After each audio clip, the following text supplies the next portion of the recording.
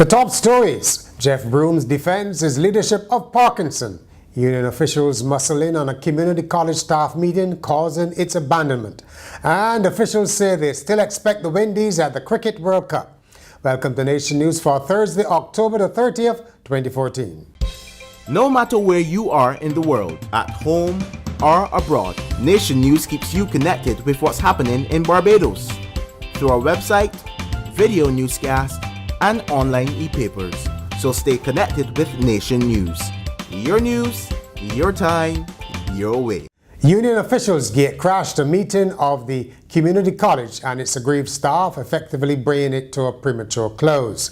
The impasse between the college and the National Union of Public Workers has been bubbling up for weeks, and for a second straight day, union reps were barred from entering the college campus to confer with workers. But this time, General Secretary Dennis Clark would not be denied, insisting that the college was a public place which he could not be prevented from entering. I'm not disrupting his meeting.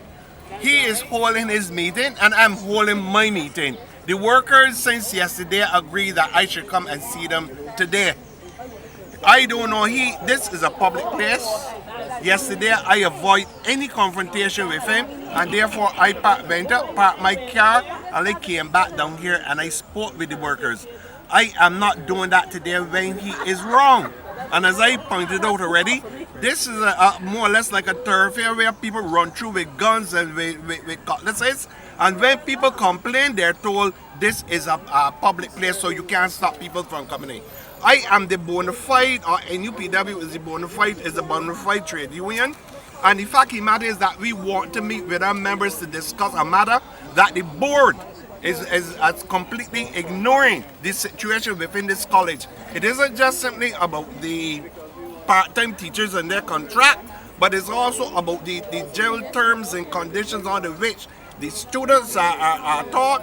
The teachers themselves have to operate under. There's conditions inside here that are not conducive to learning.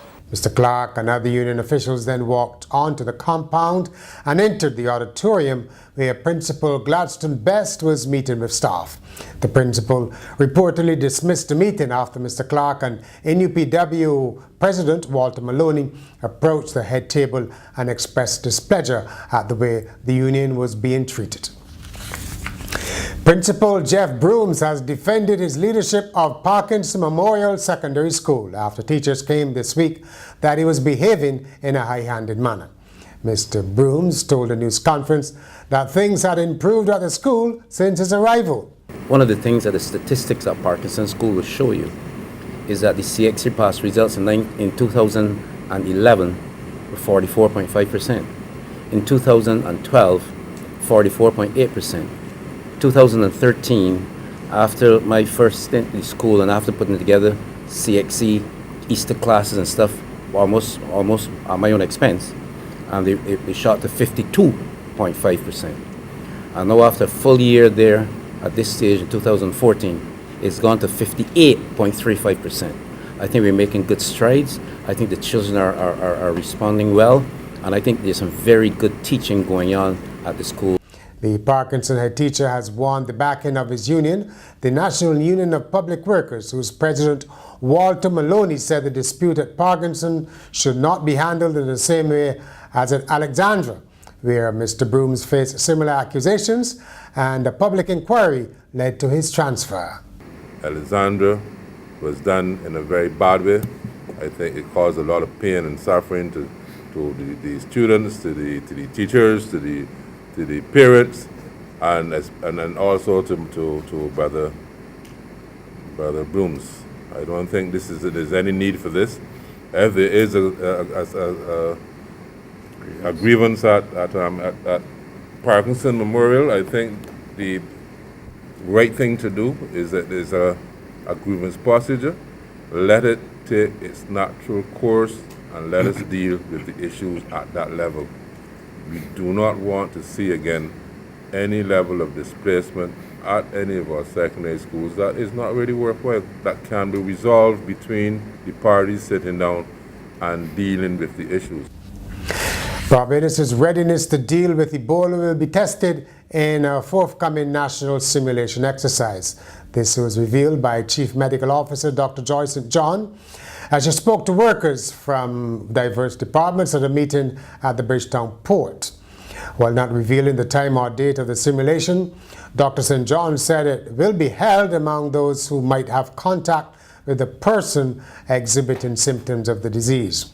She said it is likely that Barbados will have an imported case of Ebola, and some changes will therefore be made to government's healthcare facilities. She said polyclinics will be reconfigured and some services like dental work may not be available to the public. Attorney General Adriel Brathwaite has reported progress in reducing the backlog of cases in the courts.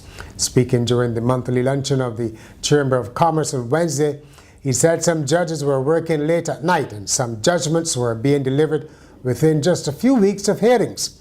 Mr. Brathwaite said no one issue was causing the delays. The reality is that there is no one answer why there have been delay in the system from time to time.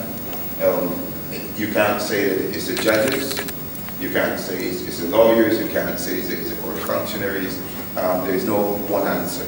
And what may have caused a delay in one matter may not have caused a delay in another matter. Former national boxer Baby Osborne is in a bad way, his Grisette's neighbors say, and they want help for him. They say the 80-year-old former welterweight champion is ailing and living in a dilapidated shed. Neighbors became concerned when they realized he had not been seen in several days. They offer him clothes and food occasionally, but are hoping for a long-term solution. In sport, Chelsea Tua had to settle for a bronze medal when she lost her semi-final in the World Junior Surfing Championships on Wednesday in Portugal.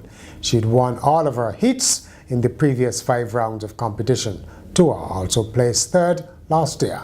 Cricket World Cup boss John Harden says he's confident that the West Indies will appear at next year's event in Australia and New Zealand, but he admits that there is a contingency plan in place. The cricketing world continues to debate the fallout from the West Indies' decision to cut short their tour of India. But Mr. Harden said it was unlikely that the Caribbean players would pass up the opportunity to contest the sport's biggest event. And finally, police in Alabama say a drug suspect's dog turned out not to be his best friend when the canine led officers to its fleeing owner. The police said a drug enforcement unit pulled up to a home to execute a search on Tuesday, and resident Edward Melvin Henderson fled on foot when he saw the officers pull up in their vehicles.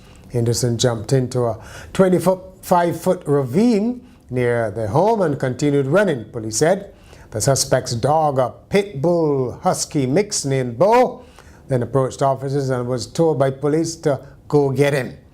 Police said Bo abided by the request and took off running after his owner. Officers followed Bo to where Henderson was hiding in some tall grass. That's Nation News for Thursday. For more, visit us on nationnews.com as well as on YouTube, Facebook and Twitter. And you can subscribe to our e-paper or get your Weekend Nation at newsstands.